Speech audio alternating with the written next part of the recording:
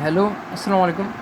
आज हम सबसे पहले पढ़ेंगे कि कार्बन साइकिल जो कि न्यूक्लियर फ्यूजन के अंदर हो रही होती है, उसकी 6 इक्वेशन होती हैं, वो कैसे याद करनी है, उनका क्या प्रोसीजर है।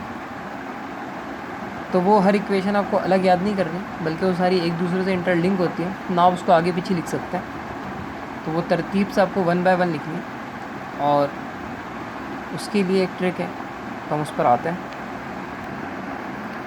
तो सबसे पहले हमने कार्बन के चूँकि एटॉमिक नंबर यहाँ पे आप देखें, मैंने लिख भी दिया है कि कार्बन का एटॉमिक नंबर जो है वो 6 होता है।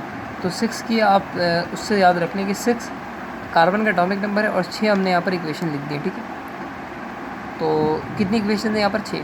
कैसे याद रहेंगी? कि कार्बन का एटॉमिक नंबर भी 6। तो आपको एक काम करना है कि दूसरे और पाँचवें को छोड़ के, ये एक छोटा सा नंबर आपको याद रहेगा, किस किस को छोड़ के, 2 और 5 को छोड़ के, सेकंड इक्वेशन और फिफ्थ इक्वेशन को छोड़ के।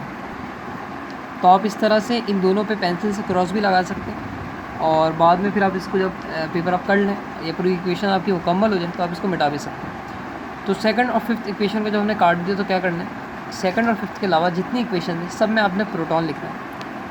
अच्छा, रफ वर्क में आपको मैं एक चीज़ समझा दूँ कि जो हमारे पास न्यूट्रॉन होता है उसका मास इंक्लूडेड होता है, यानी अगर आप किसी भी एलिमेंट का जब मास ढूंढेंगे कि इस एलिमेंट का क्या एटॉमिक मास है, तो उसमें mass of proton plus mass of neutron होता है।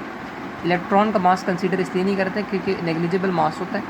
प्रोटॉन का जो मास है वो इलेक्ट्रॉन के मुकाबले 1840 टाइम्स ग्रेटर होता है, तो तकरीबन उसका मास जो है नेग्लिजिबल होता है इलेक्ट्रॉन का। न्यूट्रॉन और प्रोटॉन का मास होता है, तो प्रोटॉन का मास भी होता है और प्रोटॉन का चार्ज भी होता है। यानी प्रोटॉन का जो जेड है, ये प्रोटॉन की अगर हम बात करें तो इसका जो जेड नंबर है वो भी 1 है, और इसका जो ए है वो भी 1 है, यानी इसका एटॉमिक नंबर मास नंबर दोनों 1 है इसका, ठीक है। ये शायद थोड़ा सा इस तरह दोनों इसकी 1 है, ठीक है। अच्छा, अगर हम इसकी बात करें न्यूट्रॉन की, तो इसका मास तो है, मगर इसका एटॉमिक नंबर जो है यानी चार्ज इसका 0 है, ठीक। अब इस तरह इलेक्ट्रॉन की बात करें तो जो है इलेक्ट्रॉन में हमारे पास इसका हमारे पास चार्ज है मगर मास 0 है। तो इसकी डेजिग्नेशन किस तरह बनती है कि प्रोटॉन में हमने H लिखना है 1 1, ये हमारे पास प्रोटियम है, ठीक है। यानी एक इसका यहाँ पे हम कोई सा भी सिंबल अगर लिखें, कोई सा भी सिंबल है XYZ, यहाँ पर हमारे पास नीचे Z आता है और ऊपर Z आता है, नीचे A आता है, ठीक है। तो प्रोटॉन का Z भी 1 है, A भी 1 है इस तरह। न्यूट्रॉन में आप देखें 0 N 1 ऐसे लिखते हैं क्योंकि A नीचे है तो A 0 है और Z ऊपर है तो Z 1 है। इलेक्ट्रॉन जब हम लिखते हैं तो उसको हम लिखते हैं कि 1 0। अच्छा, इलेक्ट्रॉन को हम इस तरह भी लिख सकते हैं, ठीक है। तो ये हमारे पास एक रफ में वर्क जो है ना, ये समझना बड़ा ज़रूरी था। अब आ जाए कार्बन साइकिल पे। तो कार्बन साइकिल पे हम क्या करेंगे कि प्रोटॉन लिख देंगे सेकंड और फिफ्थ इक्वेशन को छोड़ के, बाकी जितनी इक्वेशन है उसके राइट हैंड साइड पे हम प्रोटॉन लिख देंगे। अच्छा, सही, प्रोटॉन लिख दें।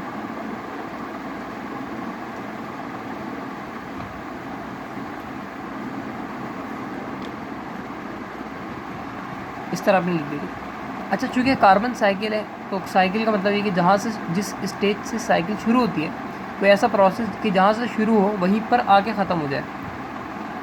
तो ये कार्बन साइकिल है, तो कार्बन से शुरू होगी, कार्बन पर आके ख़त्म होगी। तो शुरू अगर होगी, फर्स्ट करें यहाँ पे हमारे पास रिएक्शन है, ये रिएक्शन कार्बन से शुरू हो रहा है, तो कार्बन हम रिएक्टेंट साइड पे लिखेंगे, तो हमारे पास ये कार्बन आ गया। और इसी तरह ये ख़त्म होगी इधर पर आके, तो यहाँ पे भी हमने लिख देना है कार्बन। ये हमारे पास कार्बन साइकिल होगी। इस तरह बाकी में भी आप एरोज लगा दें, बाकी इक्वेशन में भी।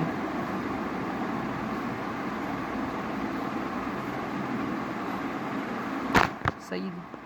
इसके बाद आप देखें कि जो है ना, जो सेकंड और फिफ्थ इक्वेशन है जिसमें हमने प्रोटॉन नहीं लिखा है, उसके हम राइट हैंड साइड पर इलेक्ट्रॉन लिख देंगे।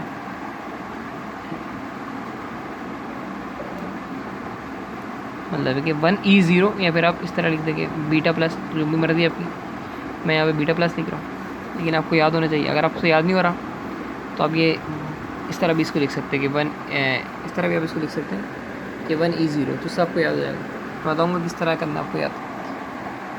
अब देखिए सिंपली प्लस करना है, आपको कोई इक्वेशन याद करने की ज़रूरत नहीं है, 2 चीज़ आपने याद कर ली, 3 चीज़ें, और ये भी बहुत बेसिक है। तो 1 + 6 क्या होता है भाई 7, 7 लिख दिया भाई। 7 किसका एटॉमिक नंबर होता है? नाइट्रोजन का, नाइट्रोजन आ गया। 1 + 12 क्या होता है? 13 होता है, 13 लिख दिया। 7 इसका ये एटॉमिक नंबर हो गया, n हो गया नाइट्रोजन, और ये इसका atomic mass as it is इसको नेक्स्ट लाइन पे लिख देना है। यहाँ पे पहले से कुछ नहीं, हमने सेकंड इक्वेशन हमने खाली छोड़ी थी, तो 7 इसका एटॉमिक नंबर, n आ गया, इसका एटॉमिक मास ऊपर हमने मालूम किया 13, 13 यहाँ पे लिख दिया। 1 E 0 है, यानी 7 है और ये इसका 1 है, तो 7 में से 1 चलेगी तो बचा क्या 6, मतलब ये 7 इसका एटॉमिक नंबर है और इसका एटॉमिक नंबर क्या होता है 1, तो ये 7 एटॉमिक नंबर है और ये 1 है, इससे 1 निकल गया तो कितना बचा 6 बचा। 6 किसका एटॉमिक नंबर होता है? कार्बन का, तो ये 13 एज इट इज़ आ गया। अब ये इधर लिख दे 6 C 13, 6 + 1 क्या होता है 7, यहाँ पे कोई पहले से चीज़ नहीं दी हुई तो 7 लिखना आपने। 7 किसका होता है? नाइट्रोजन का होता है, नाइट्रोजन लिख दिया। 13 + 1 क्या होता है? 14 होता है, एज इट इज़ यहाँ पे आप लिख दे 7 and 14। 7 + 1 क्या होता है? 8, यहाँ पे कोई पहले से लिखा हुआ नहीं तो किसी चीज़ से सब्ट्रैक्ट भी नहीं होगा। 8 किसका होता है? ऑक्सीजन का होता है। 14 + 1 15, यहाँ पे जो है आप 8 ऑक्सीजन 15 एज इट इज़ लिखते हैं, तो 8 में से 1 चले गया, कितना बचा 7, 7 किसका होता है? नाइट्रोजन का। 15 एज इट इज़ लिख दें, एज इट इज़ अगली लाइन में भी लिख दें 7 N 15। 7 + 1 8 होता है, लेकिन 8 में से 6 पहले से जा चुका है तो बचा क्या 2। 2 किसका होता है? हीलियम का होता है। एटॉमिक नंबर यहाँ पे कितना हो रहा है 16, यहाँ पे से 12 निकल गया तो कितना बचा 4।